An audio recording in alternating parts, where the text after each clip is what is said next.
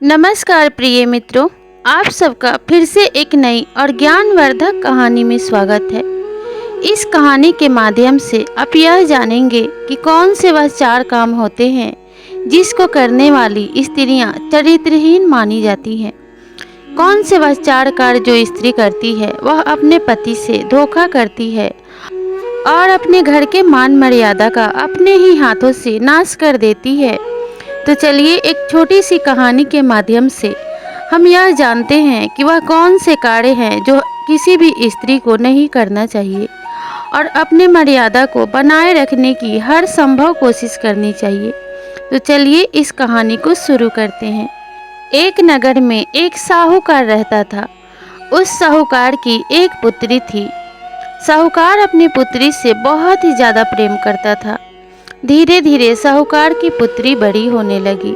साहूकार ने उसका एक अच्छे स्कूल में दाखिला करवा दिया जिससे कि वह अच्छी विद्या हासिल कर सके और बड़ी होकर अपने पैरों पे खड़ी हो जाए, जिससे वह अपने ज़िंदगी को अच्छी तरीके से जी सके। धीरे धीरे साहूकार की लड़की 12 वर्ष की हो गई। इसी बीच साहूकार की पत्नी का देहांत हो गया।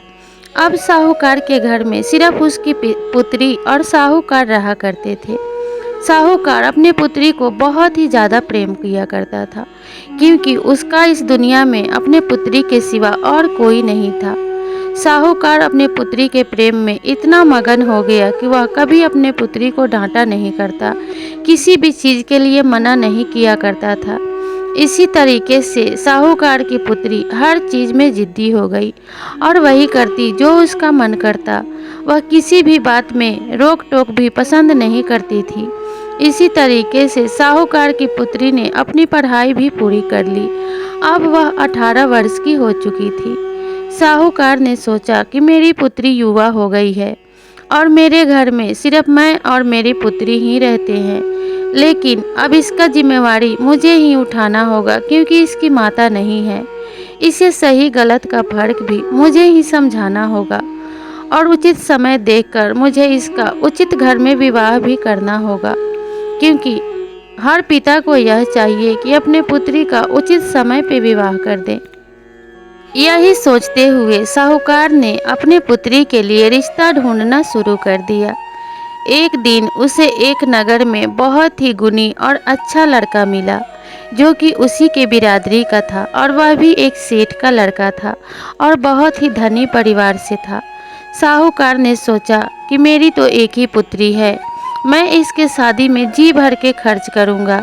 पैसे बचा के मुझे क्या करना है, इस संपत्ति को भोगने वाला तो कोई भी नहीं है, इसलिए जितना भी खर्च करना है मुझे मेरे पुत्री में ही खर्च करना है। इसलिए मैं अपने पुत्री को बहुत ही धूमधाम से शादी करके विदा करूंगा और उसे एक सुखमय जीवन देने की कोशिश करूंगा। यही सोचते हुए साहूकार ने सेठ के पुत्र से अपनी पुत्री का विवाह तय कर दिया। सेठ का लड़का भी बहुत सुंदर और गुणी था। साहूकार ने सोचा कि इस लड़के के साथ मेरी पुत्री बहुत ही सुखी जीवन व्यतीत कर पाएगी और उसे किसी भी चीज़ की कोई कमी नहीं होगी। यही मन में विचार करते हुए साहूकार ने सेठ के लड़के से अपने बेटी का रिश्ता तय कर दिया। सेठ का लड़का भी साहूकार की लड़की को देखने आया। उसे साहूकार की पुत्री पसंद आ गई। दोनों का बड़े ही रीति रिवाजों के साथ सगाई हो गया। धीरे धीरे समय व्यतीत होने लगा। शादी को अभी 2 माह शेष बचे थे। इसी बीच साहूकार के घर के बगल में एक ब्राह्मण का परिवार रहा करता था, जिसका लड़का शहर में पढ़ने के लिए गया हुआ था। जब उसने अपनी पढ़ाई पूरी कर ली तो वह घर को लौट आया। ब्राह्मण का लड़का देखने में बहुत ही सुंदर था। जब साहूकार की लड़की ने ब्राह्मण के लड़के को देखा तो वह मन ही मन उसे पसंद करने लगी और उससे प्रेम करने लगी। इसी तरीके से समय बीतने लगा। ब्राह्मण का लड़का भी साहूकार की पुत्री से प्रेम करने लगा। वे दोनों एक दूसरे से मिलने लगे, बातें करने लगे। धीरे धीरे समय बीतने लगा और साहूकार को इस बात की कोई खबर नहीं लगी। वह समय भी आ गया जब साहूकार ने अपने पुत्री का विवाह उस सेठ के लड़के से बड़े ही धूमधाम से और रीति रिवाजों के साथ कर दिया। अब साहूकार की लड़की विदा होकर अपने ससुराल चली गई, लेकिन हर वक्त वह अपने प्रेमी को ही याद करती रहती और उसी के ख्यालों में खोई रहती। जब साहूकार की लड़की पगफेरी के लिए अपने पिता के घर आई तो वह बहुत ही ज़्यादा खुश हो गई और उसने यह सोचा कि जब तक मैं अपने मायके में रहूंगी तब तक अपने प्रेमी से मिल पाऊंगी और उसके साथ मैं अच्छे से रह पाऊंगी। यही मन में विचार करते हुए वो बहुत ही खुश रहने लगी और नित्य ही ब्राह्मण के लड़के से मिलने लगी। इसी तरीके से समय बीतने लगा। एक दिन साहूकार ने अपनी पुत्री को रंगे हाथों पकड़ लिया। जब वह ब्राह्मण के लड़के से मिलने गई और उससे बातें कर रही थी, तभी साहूकार ने अपने पुत्री को देख लिया और उसे इस बात का बहुत ही अफसोस हुआ। उसने सोचा, मुझे कितना अच्छा जमाई मिला है, लेकिन मेरी पुत्री को जरा भी शर्म नहीं है। वह उस ब्राह्मण के लड़के से प्रेम करती है। अगर इस बात का इस दुनिया को पता चला तो मेरी कितनी जगहंसाई होगी। मुझे जल्दी ही अपने लड़की को विदा करके उसके ससुराल भेज देना चाहिए। यही मन में विचार करते हुए साहूकार ने अपने दामाद को अपने घर पे बुला लिया। जैसे ही साहूकार का दामाद उसके घर आया तो साहूकार ने बहुत ही खातिरदारी की, बहुत ही सेवा की, बहुत ही आव भगत की। सेठ का लड़का अपने ससुर के इस व्यवहार से बहुत ही ज़्यादा प्रसन्न था और वह अपने ससुर की बहुत ही ज़्यादा इज्जत किया करता था। वह अपने मन में विचार करने लगा कि मेरे ससुर तो मुझे पिता से भी ज़्यादा प्रेम करते हैं। ऐसा ससुर और ऐसा ससुराल पाकर तो मैं धन्य हो गया। मेरी पत्नी भी कितनी गुणी और कितनी सुंदर है। मुझे अपने जीवन में इसके सिवा और क्या चाहिए। यही मन में विचार करते हुए बहुत ही खुश था। धीरे धीरे रात्रि का समय आया। तब साहूकार ने अपने दामाद को खिला पिला के मेन गेट के सामने ही सुला दिया और कहा, पुत्र तुम यहीं पे विश्राम करो, यही तुम्हारे लिए उचित स्थान है। हमारे घर में और कोई नहीं है। अगर तुम मेन गेट के सामने ही सो जाओगे तो हमारे घर में चोरों और शत्रुओं का भय नहीं रहेगा। सेठ का लड़का खुशी खुशी मेन गेट के सामने ही सो गया। जब रात्रि का समय आया और रात्रि के 2 बजने लगे, तब साहूकार की लड़की तैयार होकर ब्राह्मण से के लड़के से मिलने के लिए घर से बाहर निकल गई। लेकिन सेठ का लड़का गेट के सामने ही सो रहा था, जिसकी वजह से उसने अपने पत्नी को आधी रात्रि में घर से बाहर जाते हुए देख लिया। उस दिन तो सेठ के लड़के ने कुछ नहीं कहा, लेकिन अगले दिन उसने अपने मन में विचार किया कि मैं अपने पत्नी का पीछा करूंगा और इस बात का पता करूंगा कि आखिर वह आधी रात्रि के समय कहाँ जाती है और किससे मिलती है। यही मन में विचार करते हुए साहूकार के दामाद ने यह बात किसी को नहीं बताई और अगले दिन का इंतजार करने लगा। अगले सुबह जब प्रातः हुई तो उसने अपनी पत्नी से कुछ नहीं कहा। भोजन किया, स्नान किया, विश्राम किया और शाम होने का इंतजार करने लगा। जब शाम हुई तो फिर से खाना खाकर वह मेन गेट के सामने ही सो गया। जैसे ही रात्रि के 2 बजे फिर से साहूकार की पुत्री अच्छे से सज धज कर घर से बाहर जाने लगी तो उस दिन सेठ का लड़का भी अपने पत्नी के पीछे पीछे हो लिया। लेकिन इस बात का पता साहूकार की पुत्री को नहीं लगी। उसे यह बात नहीं पता थी कि उसका पति उसका पीछा कर रहा है और इसी तरीके से सेठ का लड़का अपनी पत्नी के पीछे पीछे गया। और जब साहूकार की पुत्री अपने प्रेमी से मिल रही थी, यानी ब्राह्मण के लड़के से मिल रही थी, तब उसके पति ने उसे देख लिया, लेकिन उससे कुछ भी नहीं कहा।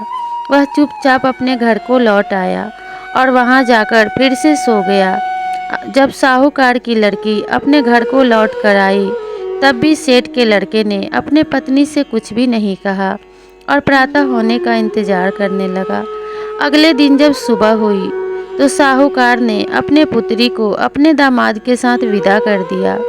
सेठ का लड़का अपने पत्नी को लेकर अपने घर चला गया, लेकिन वह रास्ते भर यही सोचते जा रहा था कि मुझे कैसी चरित्रहीन पत्नी मिली है।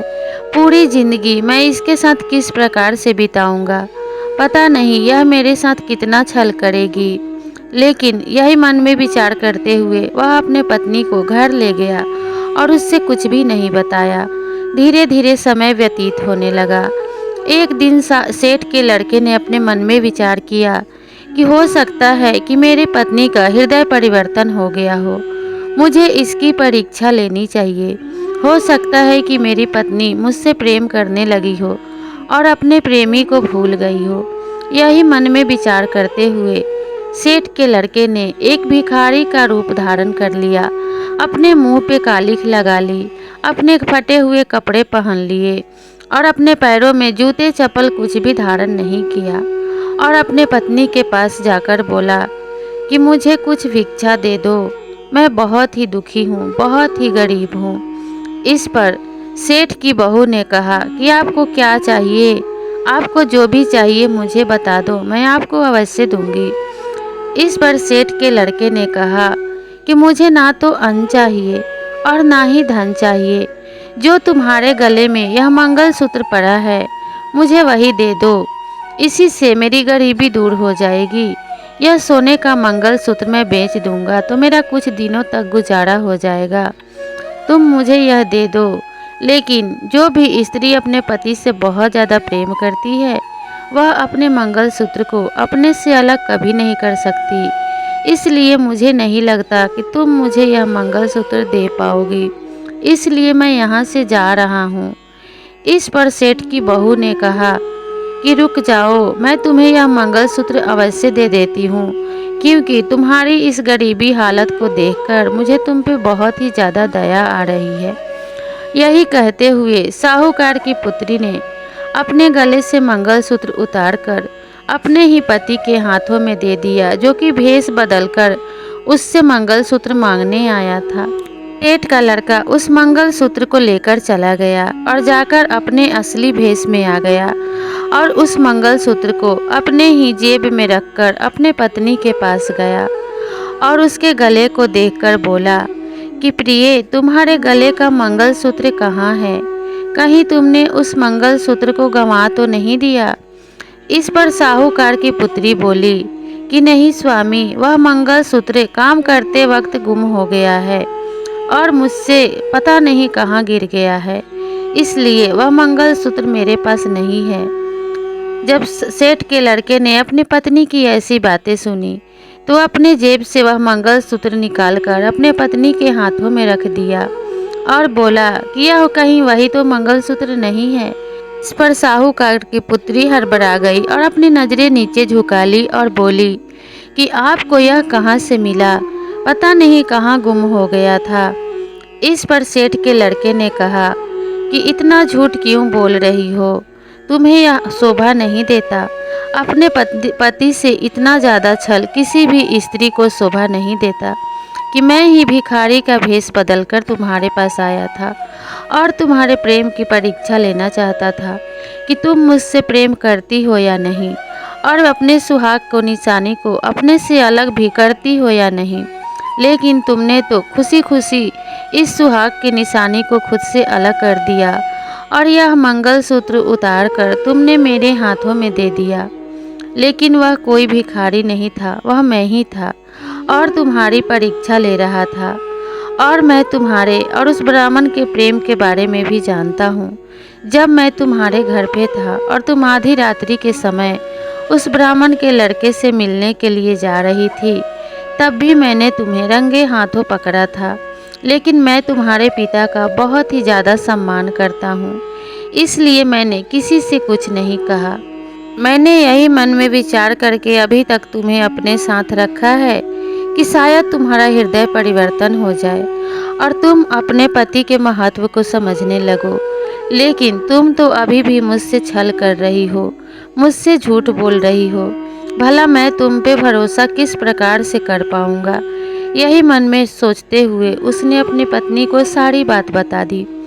अब उसकी पत्नी ने सोचा कि मेरे पति को सब कुछ पता चल गया है, अब मुझे इसका भरोसा जीतने के लिए इसके सामने रोना होगा और झूठे प्रेम का दिखावा करना होगा, नहीं तो मेरा पति मुझे घर से निकाल देगा और मेरे पिता भी मुझे घर से निकाल देंगे, क्योंकि वो भी मेरी सच्चाई जानते हैं। यही मन में सोचते हुए वह अपने पति के चरणों में गिर गई और रोने लगी और बोली, पति देव, मुझे माफ़ कर दीजिए, मुझसे बहुत बड़ी भूल हो गई। अब मैं ऐसा कभी नहीं करूँगी। जब सेठ के लड़के ने अपनी पत्नी को रोते हुए देखा तो उसने अपनी पत्नी को माफ़ कर दिया और बोला कि ठीक है, मैं तुम्हें माफ़ करता हूँ, लेकिन ऐसी गलती भविष्य में कभी दोबारा मत करना और अपने परिवार की इज्जत का ध्यान रखना। यही कहते हुए सेठ का लड़का वहाँ से उठकर चला गया। धीरे धीरे समय व्यतीत होने लगा। दोनों पति पत्नी हंसी खुशी रहने लगे। काफ़ी समय बीत जाने के बाद साहूकार की पुत्री को अपने प्रेमी की याद आने लगी और उधर ब्राह्मण का लड़का भी अपनी प्रेमिका की याद में तड़पने लगा। दोनों एक दूसरे से मिलने के लिए बेचैन होने लगे।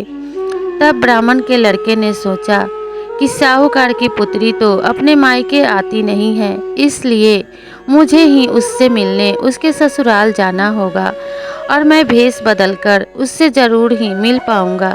यही मन में विचार करते हुए उसने एक साधु का भेष बना लिया और सेठ के घर के बगल में एक कुआं था, उस पे जाकर बैठ गया और साहूकार की पुत्री के आने का इंतजार करने लगा। ब्राह्मण के लड़के ने सोचा कि जब साहूकार की पुत्री पानी भरने आएगी तो वह मुझे अवश्य ही पहचान लेगी और मैं उससे मिल पाऊंगा।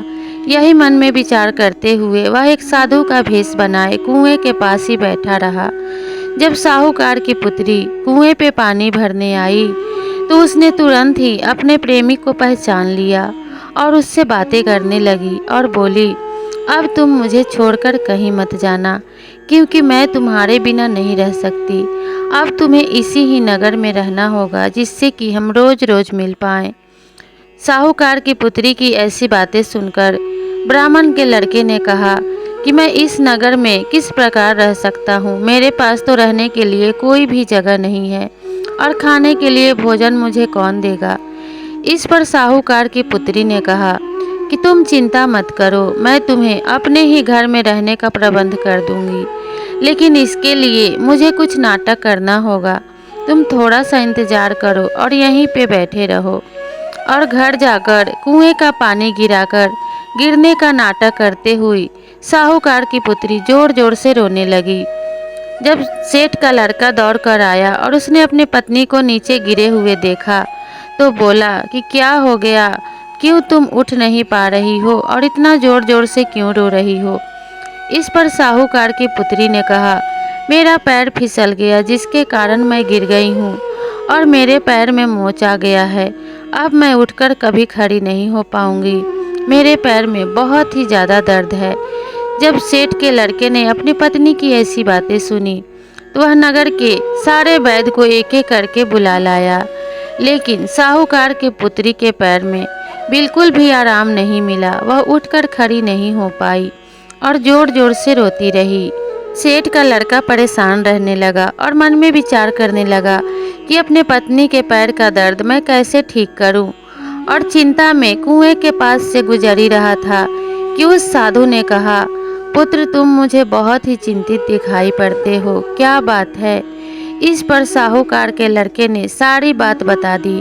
तब उस साधु ने कहा कि अवश्य ही मैं तुम्हारे पत्नी का पैर ठीक कर सकता हूँ। मैं बहुत ही पहुँचा हुआ फकीर हूँ और मुझ में बहुत सारी शक्तियाँ हैं।